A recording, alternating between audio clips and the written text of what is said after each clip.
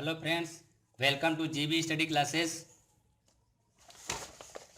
हम लोग ने पॉलिटी के वीडियो लेक्चर में राष्ट्रपति के बारे में डिस्कस कर रहे थे। और राष्ट्रपति का यहाँ पे हम लोगों ने 3 लेक्चर हम लोग का कंप्लीट हो चुका है। आज हम लोग का चौथा लेक्चर है।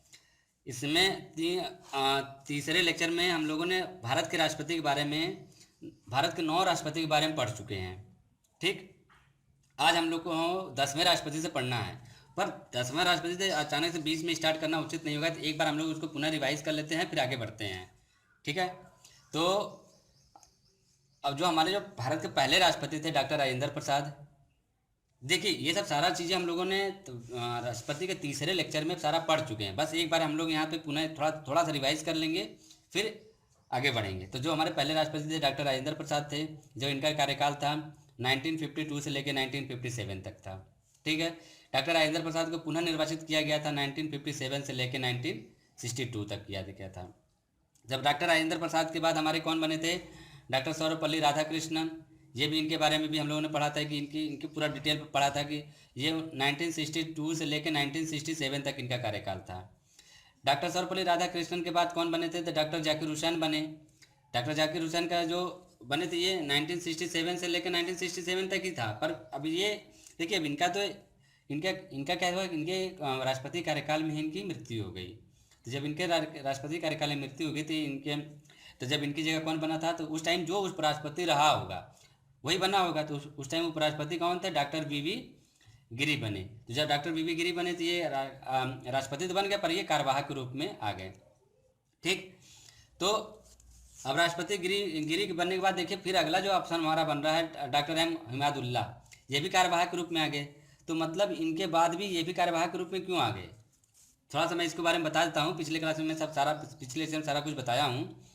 तो जब ये डॉक्टर वीवी गिरी जब ये कार्यवाहक रूप में आ गए, तो इनके मन में ये आया कि मतलब प्रेसिडेंट और उपराष्ट्रपति दोनों सीट खाली है यहाँ पे, तो क्यों ना मैं त्याग पत्र देकर राष्ट्रपति का चुनाव ही लड़ लूँ, क्योंकि 6 महीने बाद 6 महीने के अंदर इनको चुनाव कराना रहेगा। तो जब ये दोनों सीट यहाँ पे जब ये त्याग पत्र दे दिए, तो प्रेसिडेंट मतलब राष्ट्रपति और उपराष्ट्रपति दोनों सीट खाली हो गई।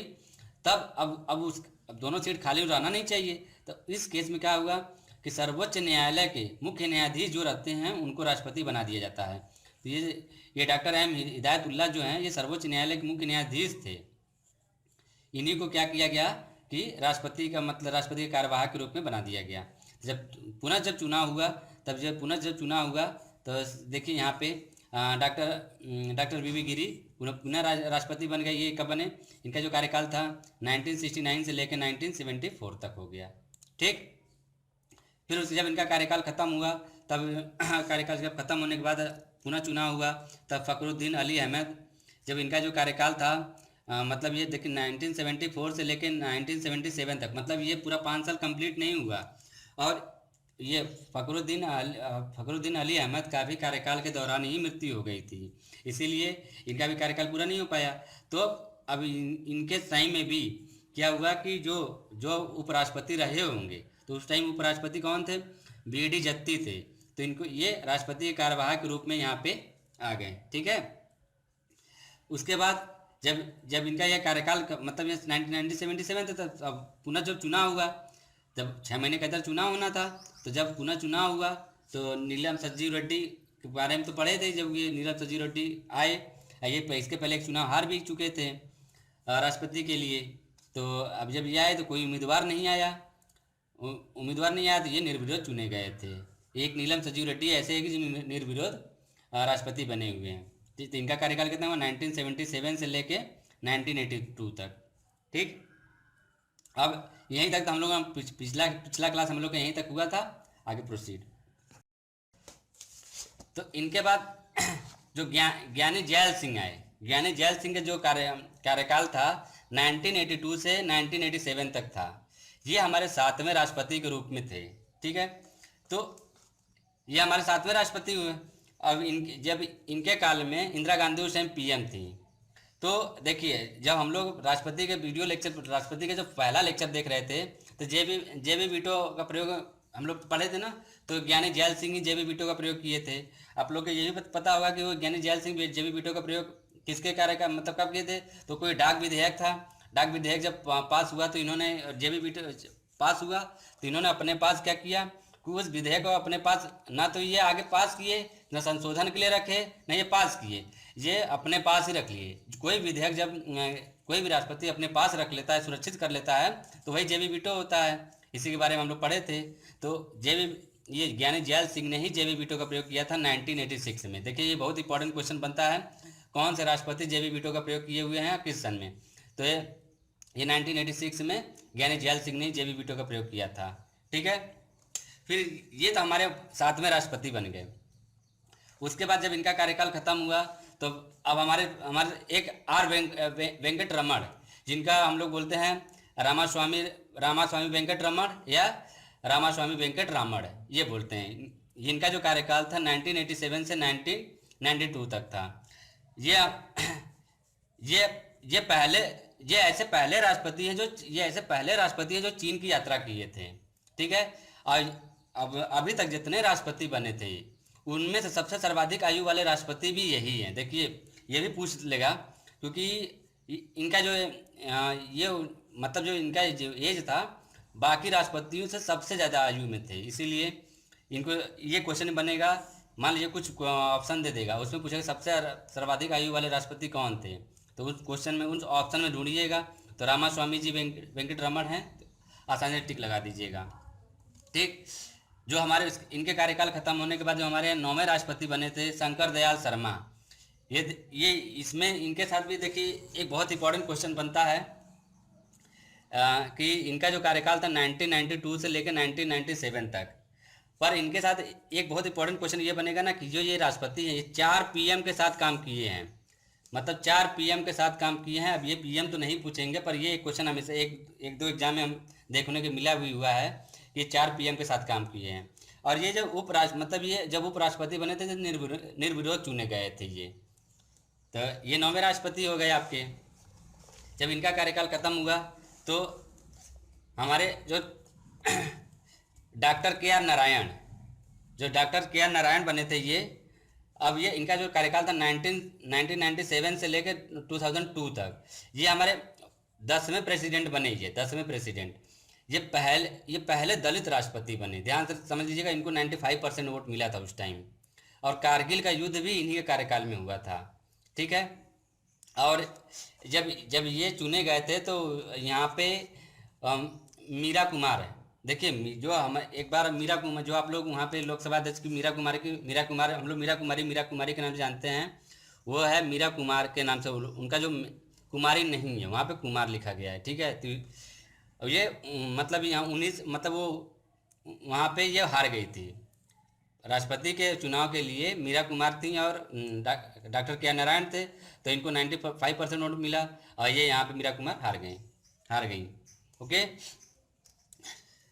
नेक्स्ट हमारे जब ये 10वें प्रेसिडेंट हुए, 11वें प्रेसिडेंट एपीजे अब्दुल कलाम। अब एपीजे अब्दुल कलाम हमारे यहाँ पे देखिए 11वें प्रेसिडेंट के रूप में चुने गए थे। इनका जो फुल नेम है अबुल पाकिर जैनुद्दीन अब्दुल कलाम मसूदी। ठीक है, ये आप लोग अब इनके बारे में पूरा और डिटेल से पढ़ लीजिएगा, नहीं होगा तो अब्दुल कलाम के बारे में एक अलग से वीडियो बनाएंगे। और जब ये राष्ट्रपति 11वें राष्ट्रपति के रूप में ये चुने गए थे, तो जो इनका जन्म 15 अक्टूबर 1931, और जो इनका जो डेट हुआ था 27 जुलाई 2015, ध्यान रखिएगा।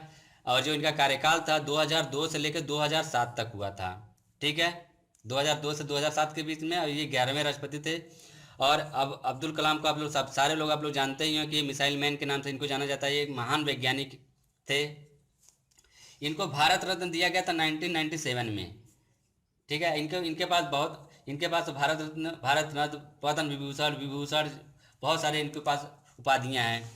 ठीक है, अच्छा अब यहाँ पे देखिए, हम भारत रत्न 1997 में दिया गया था इनको। पद्म विभूषण भी मिला हुआ है। ठीक है, और ये एक ऐसे व्यक्ति हैं, मतलब इनको जीते जीते भारत रत्न दिया गया, जिसके जीते जीते कितने लोगों को दिया गया था। एक डॉक्टर राधाकृष्णन को दिया गया था, जाकिर हुसैन को दिया गया था, अब्दुल कलाम को दिया गया था। तो ये आप लोगों को क्वेश्चन बन सकता है कि किन राष्ट्रपतियों को जीते जीते भारत रत्न दिया जाता है। आज के दौर में क्या है कि जीते जो बहुत कम ही लोग को मिल पा रहा है, नहीं तो मरणोपरांत सबको ही मिलता है। तो, तो तीन राष्ट्रपति, ये ध्यान रख लीजिएगा जी कि कभी कभी पूछ देगा कि जीते हुए ऐसे कौन राष्ट्रपति है जिनको भारत रत्न दिया गया है। एक क्वेश्चन यहाँ से ये भी बनता है कि जो अब्दुल कलाम की जो इम्पोर्टेंट बुक्स हैं उनमें से पूछ देता है कौन कौन से इसके इम्पोर्टेंट बुक्स हैं। विंग्स ऑफ फायर आप लोग जानते ही हैं, India 2020, my journey, ignited mind and turning point. ये हमने पाँच बुक यहाँ से उठाया है जो बहुत ही इंपॉर्टेंट है। ये कहीं ना कहीं एग्जाम में मिल ही जाता है कि ये मतलब अब्दुल कलाम की बुक के बारे में, ठीक है। और आप लोग का एक ये भी क्वेश्चन बनेगा कि ये एक ऐसे राष्ट्रपति है जो कि अविवाहित हैं, ठीक है।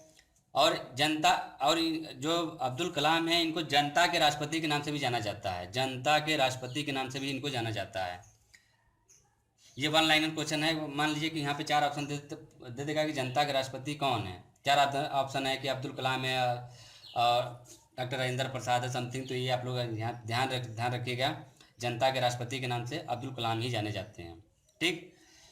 इनके बारे में एक लाइन ये भी है कि ये इनको 40 से अधिक विश्वविद्यालयों और संस्थानों से डॉक्टरेट की मानद उपाधि प्राप्त हो चुकी है। 40 से अधिक है। ये भी मतलब ये तो अभी तक आया तो नहीं है, पर हमारे हिसाब से ये बहुत इंपॉर्टेंट क्वेश्चन में ये भी बनेगा। ये बस इतना ध्यान रखना है कि राष्ट्रपति के लेवल से यदि हम लोग देखा जाए तो जो इनका कार्यकाल था 2002 से लेकर 2007 तक था। इन्हें मिसाइल मैन के नाम से भी जाना जाता है। इनको भारत रत्न 1997 में मिला था, ठीक।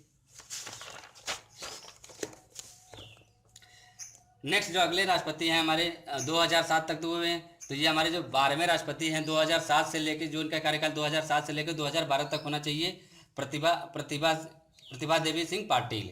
इनका जो फुल नाम था प्रतिभा देवी सिंह पाटिल।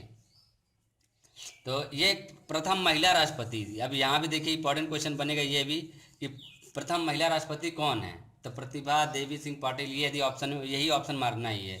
और इसके पहले वो राजस्थान के राज्यपाल भी रह चुकी हैं, ठीक है। यहाँ देखिए हर राष्ट्रपति के साथ कोई ना कोई इंपॉर्टेंट फैक्टर आ रहा है, ठीक है।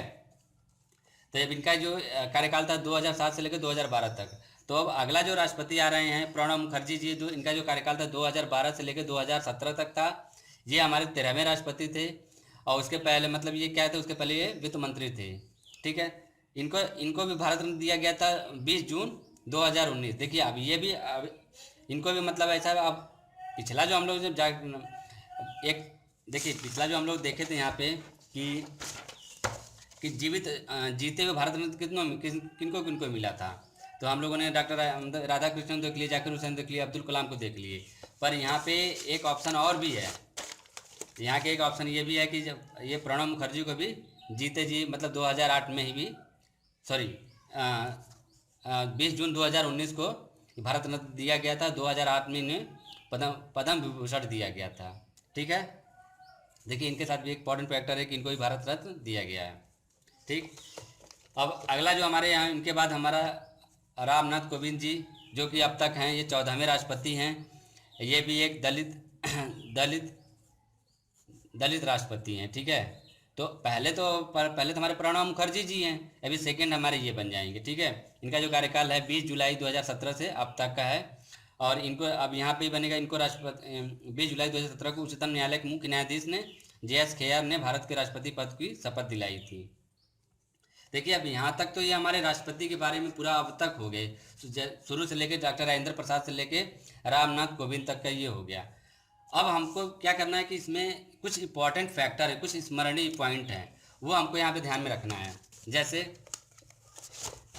अभी तक तो हम लोग क्या कर रहे हैं, केवल हम राष्ट्रपति के बारे में ही पढ़ रहे हैं। अभी तक तो हमने केवल अभी राष्ट्रपति के बारे में ही पढ़ा है, बाकी तो और हम कुछ पढ़े नहीं हैं। इसके बाद उस पर उपराष्ट्रपति पढ़ेंगे, उस आफ्टर दैट हम लोग यहाँ पे संसद के लोकसभा राज्यसभा पढ़ेंगे। तो अभी तक केवल हम जो भी यहाँ पे स्मरणीय पॉइंट ध्यान में रखेंगे केवल राष्ट्रपति से ही रिलेटेड करेंगे, ठीक है। तो जो यहाँ पे पहला पॉइंट क्या बनेगा, यहाँ पे देखिए, लोकसभा और राज्यसभा की संयुक्त बैठक किसके द्वारा आहूत की जाती है। अब ये तो आप सबको अब आप लोग तो ये तो पढ़ चुके हो कि लोकसभा और राज्यसभा की संयुक्त बैठक किसके द्वारा आहूत की जाती है।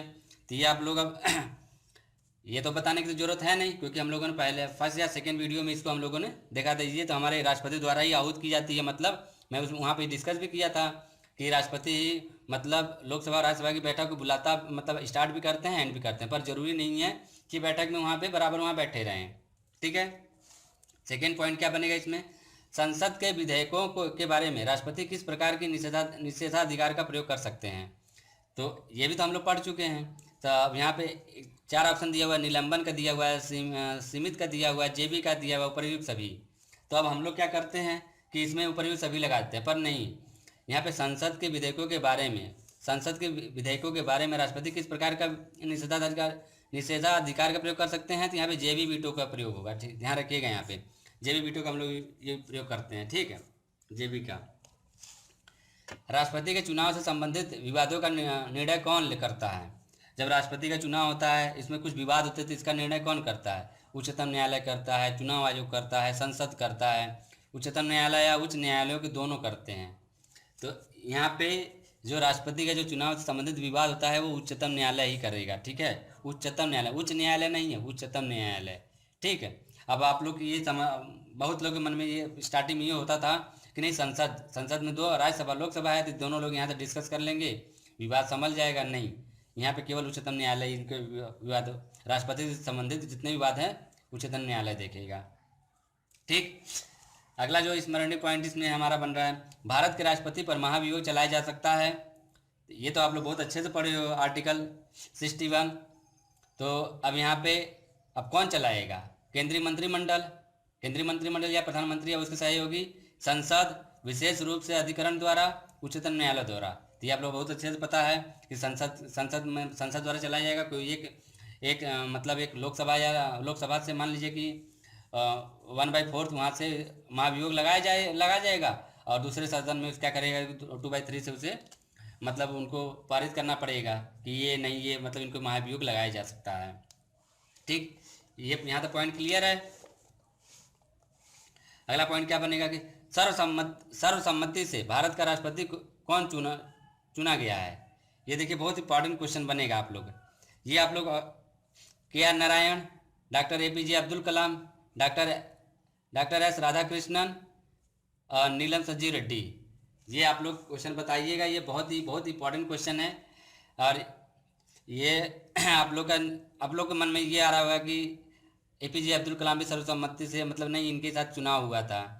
नीलम संजीव रेड्डी, आप लोग के बारे, जब हम लोग नीलम संजीव रेड्डी के बारे में पढ़े थे तो पहली बार क्या हुआ था कि ये वहाँ से, मतलब जब इंदिरा गांधी ने इन्हें चुनाव में तो ले आई, फिर ये वहाँ से हार गए। दूसरी बार ये क्या हुए कि निर्दलीय पार्टी से आए थे। तो जो सरकार में थी, कांग्रेस थी।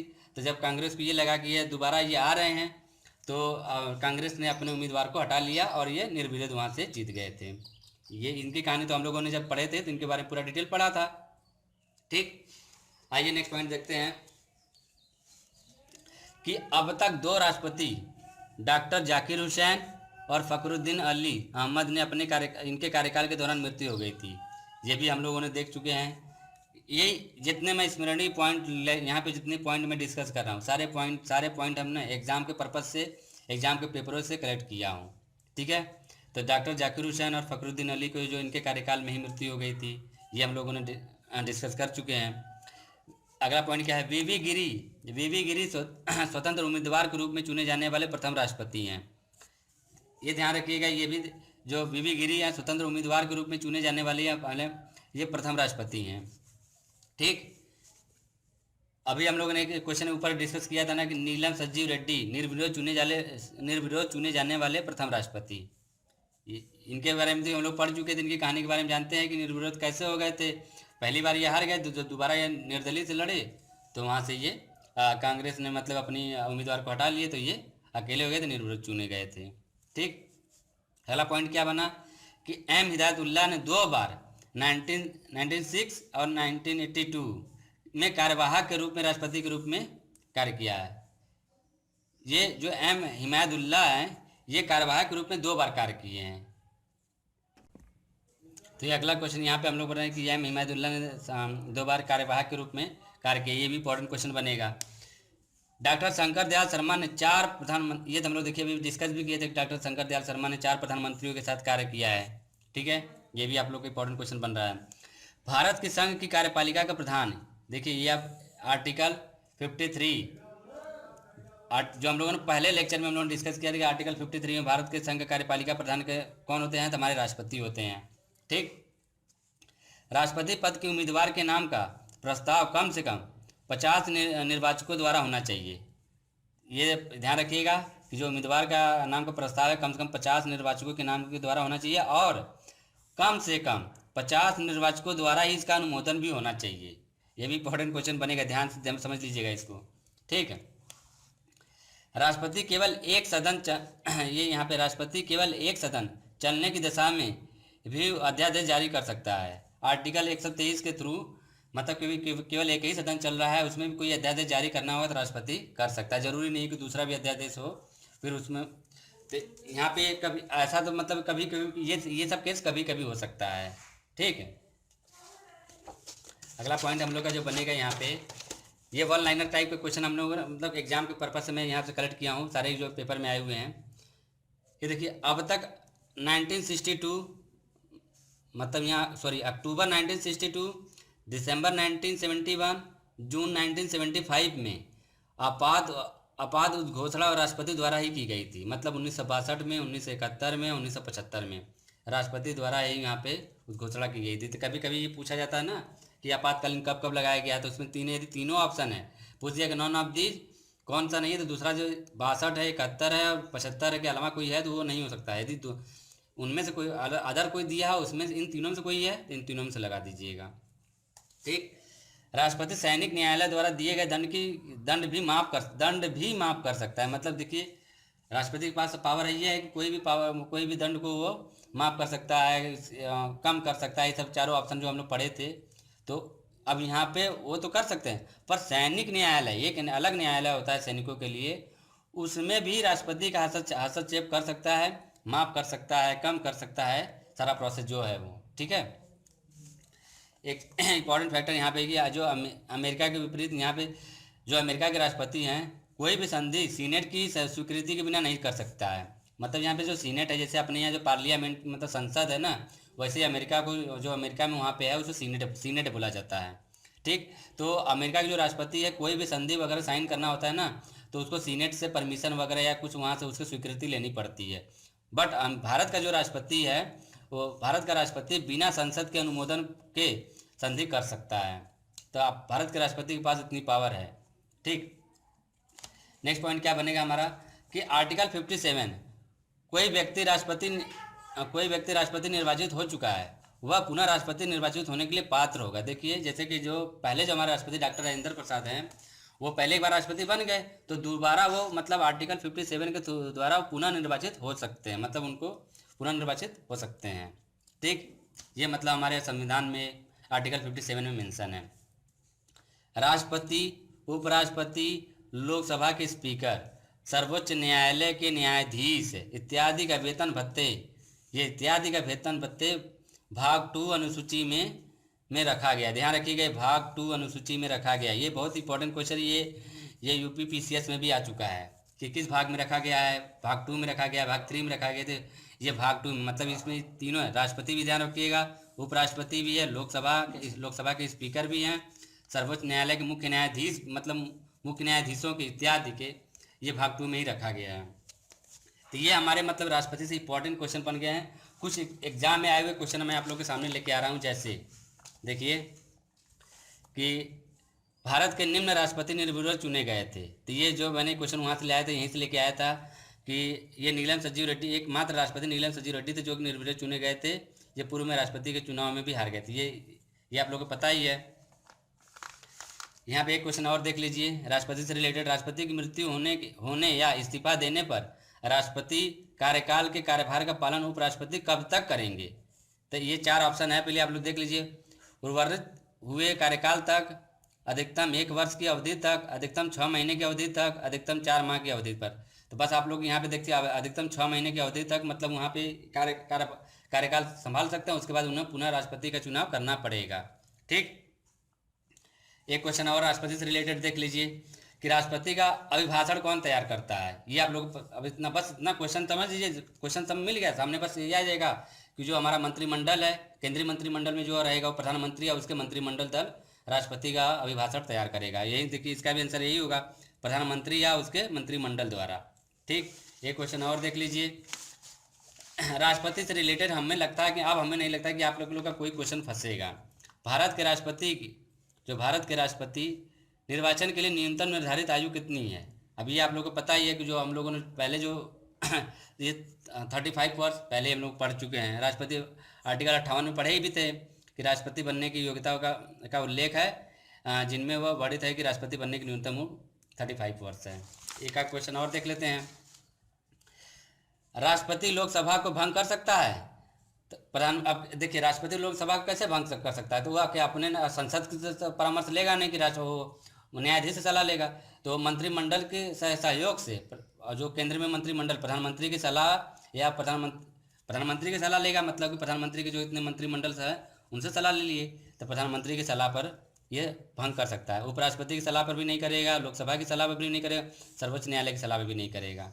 ठीक, एक क्वेश्चन ये, राष्ट्रपति को हटाया जा सकता है? तो ये सबको पता है कि महाभियोग के द्वारा हटाया जा सकता है। ऑप्शन देख लीजिए, विश्वास प्रस्ताव नहीं, संविधान संशोधन नहीं, कानूनी कार्रवाई नहीं। महाभियोग है तो महाभियोग लग जाएगा, आर्टिकल 61 के थ्रू ये है इसमें। ठीक, एक क्वेश्चन और देख लीजिए, इनमें से कौन सी शक्ति राष्ट्रपति को है लेकिन किसी राज्य के राज्यपाल को नहीं? मृत्यु सजा की माफ, अब ये तो मिल ही गया, मृत्यु सजा की माफ है। राजनीतिक शक्ति, राज्य विधानमंडल द्वारा पारित विधेयक या पर निषेधाधिकार का प्रयोग। देखिए, तीसरा भी मिल जाएगा आपको, राज्य के विधानमंडल, ये विधानमंडल है, ध्यान रखिएगा, विधानमंडल है। और आपातकाल की घोषणा तो वो कर ही सकते हैं। तो अब यहाँ पे देखिए, राष्ट्रपति को कौन कौन सी शक्तियाँ निहित है? मृत्यु दर भी माफ कर सकते हैं, राजनीतिक शक्ति भी इनके पास भी है, ठीक है, और ये आपातकाल की घोषणा भी कर सकते हैं। मतलब ये जो विधानमंडल में विधेयक पारित होता है, विधानमंडल मतलब समझ रहे हैं, यहाँ पे तो नहीं हो सकता।